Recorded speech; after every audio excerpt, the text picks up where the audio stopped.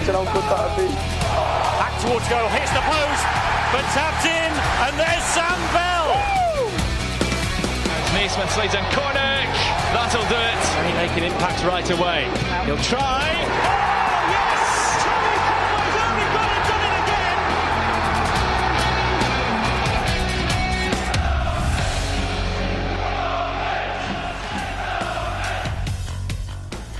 Well, trust me, the weather certainly is not on form, but Bristol City definitely have been as spring has sprung.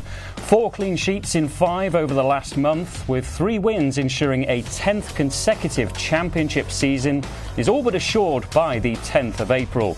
Liam Manning can now begin planning for next season and says conversations with his players on their futures will start next week. Tonight's visitors Blackburn don't have that luxury yet. They sit just 3 points above the relegation zone despite having the league's top scorer. 3 changes for City tonight, and 3 points will put them within a win of beating last season's points tally. It's Bristol City against Blackburn Rovers in the Sky Bet Championship live on Robins TV. A very good evening to you all. I'm delighted to say that I'm joined by former City striker and Bristol City first team coach Leroy Rossignol, MBE. Leroy, last month has been very productive. What have you made of it? Look, it's been a really good bounce back after, let's say, a difficult 4 games. 4 clean sheets, as you mentioned, and they've shown different ways to accrue points, which I've been impressed with. And as you said there, another 3 points, and they're more or less. Look, he's planning for next season already. He knows that they're safe. But from a player's point of view, with those meetings coming up next week, he needs to be persuaded that they can be part of a side that can go and challenge it, next season. That's what it's all about, for Liam Manning. That period, end of February towards March, they'll be regretting that, because if they picked up a couple of wins, they'd be right in the mix, just outside the playoffs, but challenging for the playoffs, and that's where he wants to be. So this is a big week. It's a big game for the players. If they go into it thinking they've got nothing to play for, they're still playing for their futures. And that, when you learn more about players when they lose games than you do when they win. So I think Liam would have learned a lot about the squad when they were coming off that difficult period, and he'll want to see that carry on towards the end of the season. And you want to give the fans a reason to be optimistic in the summer. Liam Manning said the value of the last international break in getting time, drilling and getting key behaviours into this squad, and we've seen that with the defensive record recently, haven't we? Yeah, look, he's a coach, Liam, and he loves to be out on the grass, and I did say that. I just felt that he needed a full pre-season to get all his ideas across, and as you said, I'm sure he used it wise, and it's shown in the results, because the Championship, when you're playing Saturday, Tuesday, you don't get a lot of time, so you need to make sure those are embedded within the team, and we've seen that as well. And off the back of that with players, what I've seen is, because they know exactly what they're doing, they have a real good platform to show spirit. When you're a little bit uncertain, you're changing tactics, changing formations, not quite sure what you're doing, people think, they're not as enthusiastic as they were. But what it is, they're just a little bit edgy about not maybe being in the right position, not maybe doing the right thing. No, in different times during games over this period where they've been, I think, really impressive. I think they've shown so many different qualities, which the Championship, you require in the Championship. You need to be able to play, you need to be able to defend, but you also need to be able to fight. Because in those periods of the games when you're up against it, in difficult conditions, well, Sunderland, by the way, is always windy. I've never known anywhere else to be windy, but Sunderland's always windy, always a difficult place to go. That's as good as a result as beating Leicester 1-0 at home. Going to Sunderland in those conditions, getting a 0-0. They didn't play particularly well, but they showed real resilience. And if you want to be successful in the Championship, you have to have that about you, that character about you over the period of the season. Yeah, good stuff. Well, the wind, not too bad tonight. It's a bit of a mucky evening in BS3, though. The rain has been pelting down for much of the evening. We're going to head up to the gantry now and join our lead commentator, Toby Osborne, for the team news. As I mentioned, Toby, 3 changes for Bristol City, and the big question is, with a bit of a knock to Sammy Szmodics, who's obviously got 29 goals in all competitions this season for Blackburn, does he make the starting 11? Good evening to you. Good evening, thanks very much, Rob. Good evening, Leroy. Good evening, everybody. Welcome to Robins TV from up here in the gantry. A bit of respite from the rain, which is good. Fans beginning to trickle into their seats as well. Let's take a look then at the 2 teams that will go toe-to-toe tonight.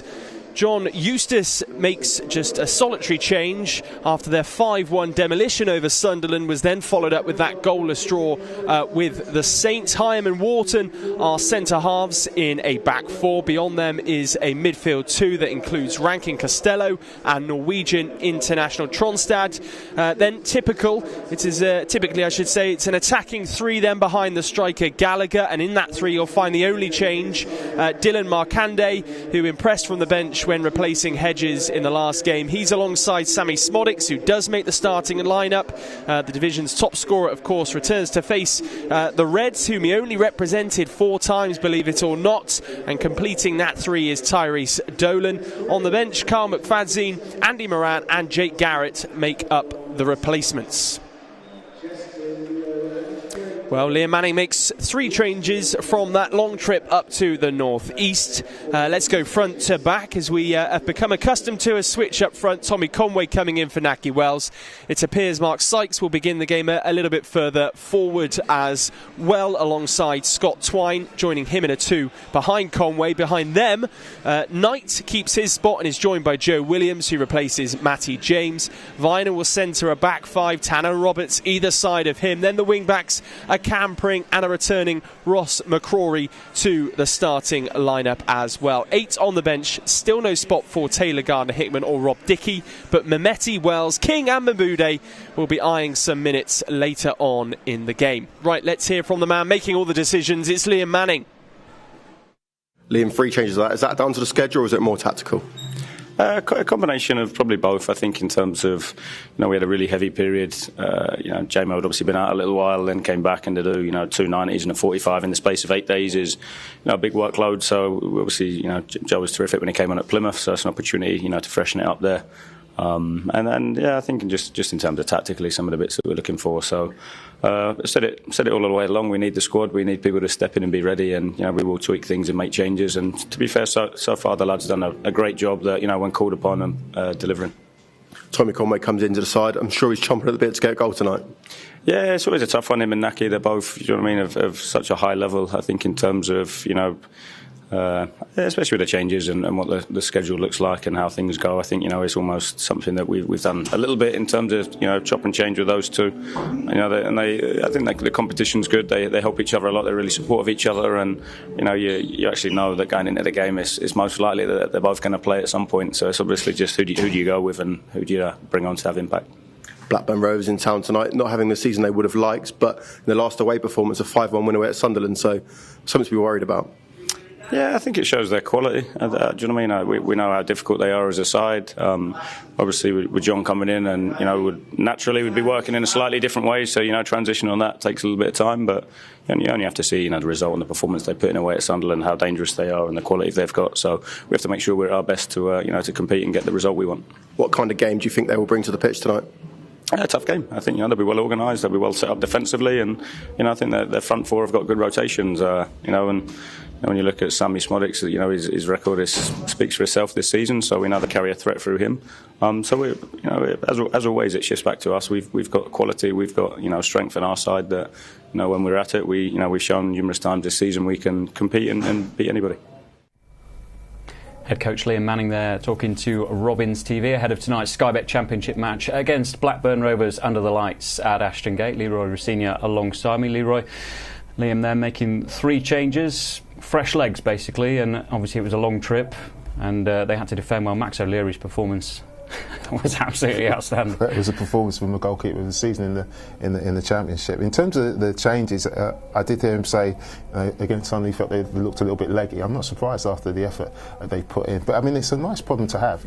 Naki or Tommy. Tommy's obviously come in, and then obviously Mehmeti's on the bench, and this is going to be a tough game because John Eustace has kind of changed the way that they've played. So I'm not surprised that he's freshened it up. I think Mark Sykes is just pushed forward down that right-hand side will do an excellent job, and Hayden Roberts just playing as a left-sided 3. I think he's suited to that position really well as a 3 because I think he understands when to step in and when to step back in and defend, and you need legs and energy and pace with this Blackburn front line. Shows you how a Championship season can be like a roller coaster, because I remember John Eustace being here as Birmingham manager earlier in the season. They won the game and everyone was talking him up, and then of course he gets moved on at Birmingham, and Wayne Rooney comes in, and now he's inherited this side from John Dahl-Tomasson in February. Just the 1 win in 11, but they've drawn 7 under John Eustace. And again, as we said with Liam Manning, that time on the training ground to get the defence organised seems to be bearing fruit. Under John Dahl-Tomasson, Blackburn were one of the most entertaining teams in the division. There's absolutely no doubt about it. Obviously, they lost some big players, in the summer, and that harmed them. But John is a pragmatist. Let's be honest. With Birmingham, with the players that he had, it just shows what a great job he did getting them into the top 6. By the way, before he left.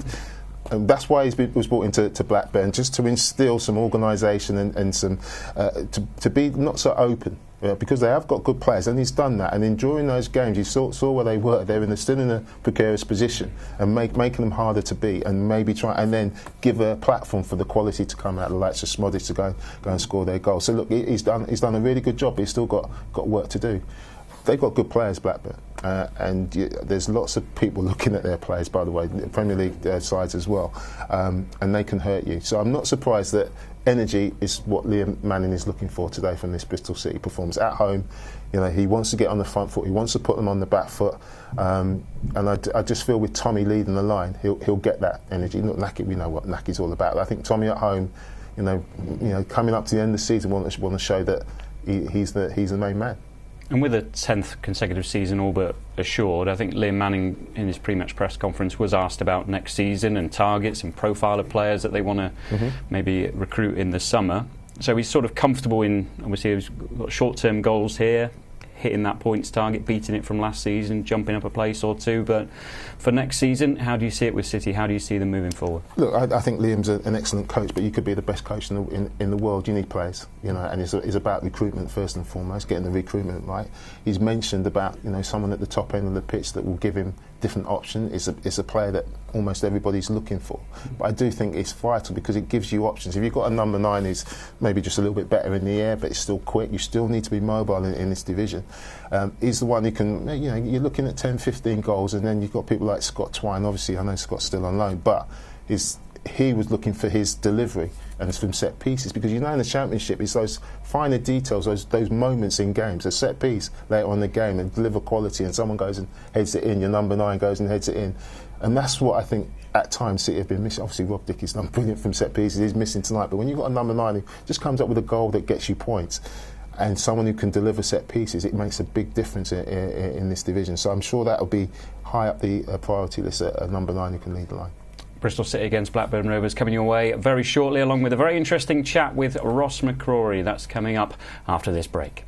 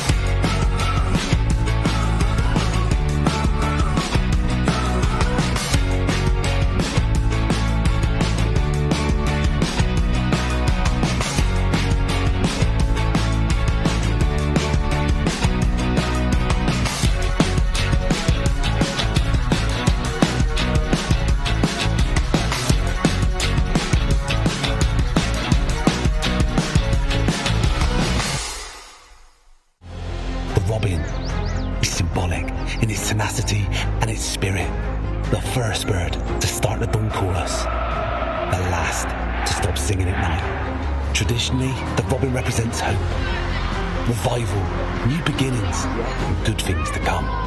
Both small and considered cute, learn that out from you. The robin is aggressively territorial and quick to drive away intruders. home is theirs to protect.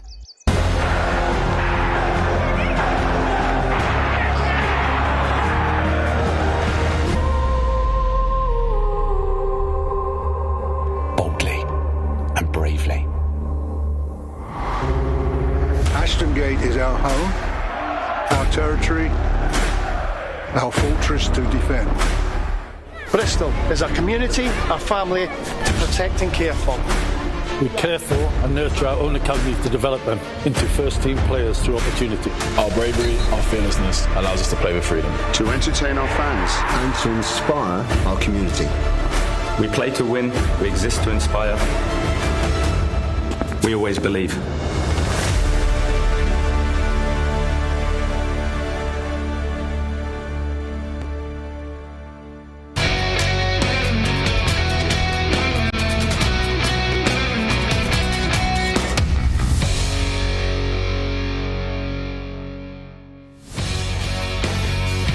Welcome back to Robins TV. The fans gathering in the concourses, looking forward to a night under the lights in BS3. It might be a few young supporters' first ever game, walking out, seeing the green of the grass stretched out in front of them, ready for the players coming out just before 7:45. Bristol City taking on Blackburn Rovers in the Sky Bet Championship. We can't wait to bring you live coverage here on Robins TV. City making 3 changes for tonight's game. McCrory, Williams and Conway coming into the side, with James, Mehmeti and Wells moving to the bench, with Blackburn just making the one alteration. It's quite a significant one. Ryan Hedges not available for tonight's game. He's been in good form recently. So we'll see how that all plays out. But first it's time to hear from... Well, it feels a long time ago when Bristol City signed Ross McCrory back in the summer. He's endured an eventful time at Ashton Gate so far. City fans have seen glimpses of his real quality since arriving from Aberdeen, but of course there was that horrendous injury that he had to deal with upon signing basically for the club. He sat down for a chat with Dan White to discuss his time in Bristol so far. Well, Ross, welcome back to Robins TV. We find you in one of Bristol's nicest spots, I think, at the harbour side. And you were saying you haven't been here yet. Yeah, mate, I've not been down this way. I've been up kind of the other side of the river, but I've not actually been on this side before. It's the first time, yeah. Nice. I mean, you've been here like 9 months now, I make it-ish, roughly. Months, yeah. So have you got a favourite spot in Bristol yet that you like? I like going up to Clifton, Avon Gorge up in Clifton. That's my spot. Me and a few of the boys, we go up in there. Nice. Traditionally a popular place in Bristol, quite a posh place. Usually when the sun's out, me and Twiney, Joe, sometimes we go up there when the sun's out. Yeah. Nice. So, like I say, 9 months here in Bristol, had its highs, had quite a big low at one point as well, which we'll cover. But if you could give your time in Bristol a grade? Well, that first 6 months was a bit horrendous. I'd probably say at a 5 or a 6 in it. But I feel like I've only really been at Bristol for the last, 4 months, because obviously that first 6 months was just in and out of hospital, so I never really got to experience the city much. Obviously the football club, I wasn't really playing football for 6 months, so I feel like this last 4 months it's only really me starting to experience it, and real nice city, and loving it. That's good. It must have been, I mean, let's go back to just before you came to Bristol. Did it take some thinking for you about, do I want to do this move? Because you'd been out of Scotland, obviously you went on loan to Portsmouth, but never permanently. So what was going through your mind of, before you signed for Bristol? It was a big decision for me, because with Aberdeen we'd qualify for Europe, so it was obviously we were in straight into Europa League. And it was Europa Conference, and it was a difficult decision to start with. But then I thought, look, I'd been in Scotland for so long, and I thought a new challenge for myself, and I'd already played the European football with Aberdeen beforehand, a couple of seasons before, and with Rangers, so I just thought a new experience, new league, and I want to try something new. However, let's touch on what happened during the summer, of course. You pick up an injury, and I'm going to quote injury there, because it was slightly more than an injury, wasn't it? Talk us through it. Yes, I got 4 weeks of pre-season, and then I got diagnosed with osteomyelitis just on my bone, my pelvic bone, because where it was it was very intrusive going through the muscle, so I had to have a big scar from there, probably all the way up to my hip now, so I had to go through 2 muscles to shave a bit of bone off, because that was protruding into a certain area where it was stopping my leg functioning. Wow. And that's what caused a lot of the pain. So in layman's terms, your bone was had an infection. My bone swelled right up, so we didn't know until I got a scan. I thought I pulled a muscle, which I had, a small, it literally shouldn't even have been any bother. And then obviously all the pain came from my bone swelling up and causing everything to get constricted in there, and obviously the bone had turned basically jaggy. So as soon as the bone started going pointy, it was going to my tendon, and I had to get the operation. It took 3 at the club. I've got to give it to the club. Grateful for them. They sorted me out, took me to the best people in the country. I got 3 specialists to do the operation, and I'm grateful to be back. I probably should only have returned within the last month, but somehow, thanks to the physios and the medical team at Bristol, I got there back in January time. Yeah, you hadn't even played a game yet, had you? I don't think you'd even done a pre-season game. No, so I came in. That's what I mean. I've obviously missed the pre-season. It's tough because pre-season is where you get your base fitness and that. I played a one reserve game, and then I was straight into a 45 minutes with 21s, small 60, and then straight into West Ham. Yeah, I mean, talk us through it, because you mentioned to me off camera as well that the physio was saying, this is touch and go, or the doctor was saying this is touch and go. To be honest, I was kind of in my head writing off the season. I thought, devastated at the time, but then I had my head on where I was like, right, let's work hard, get myself back in the best shape possible.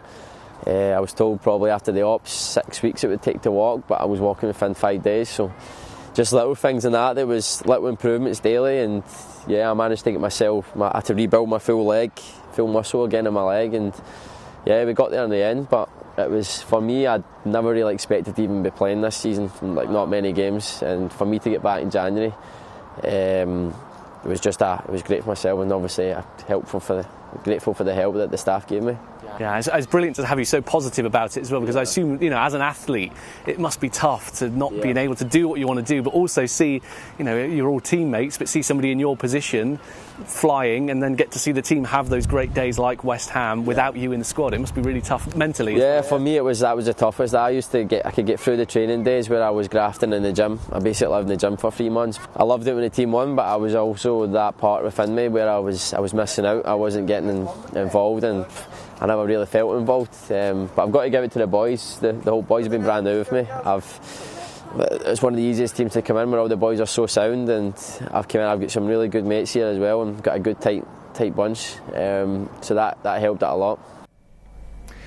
Great to hear Ross McCrory doing so well after that terrible start to his Bristol City career. Part 2 of his chat with Dan White will be played in our pre-match coverage on Saturday when City host Huddersfield Town. Look forward to that one. Leroy, good to hear from Ross there. Let's focus back on tonight. Ross is playing, of course, from the start this evening. And City, Max O'Leary we touched on earlier, Sammy Szmodics we touched on earlier. That is the battle we're going to focus on now with Blackburn's top goal scorer, 23 in the Championship. He's been on fire recently. Amazing. Fire. I didn't realise that Sammy was here.